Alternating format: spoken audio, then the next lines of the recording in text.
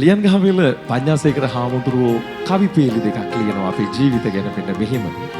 දකින්නමුත් නෙකසෙහිම දුරතිසිය දහස් ගව්.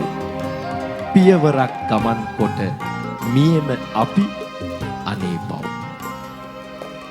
ආනන්ද අමරසිරි රචනා කළ මේ ගීතය සංගීතවත් කළේ ආචාර්ය රෝහණ වීරසිංහයන්. ගීහඬ සුනිල් දිරිසිංහයන්ගේ සදාකාලික නොවූ ලෝකේ සදාකාලික ප්‍රේමය. සදාකාලික නොවූ ලෝකේ සදාකාලික ප්‍රේමය සොයා දෙක ගම් දනව් පීරා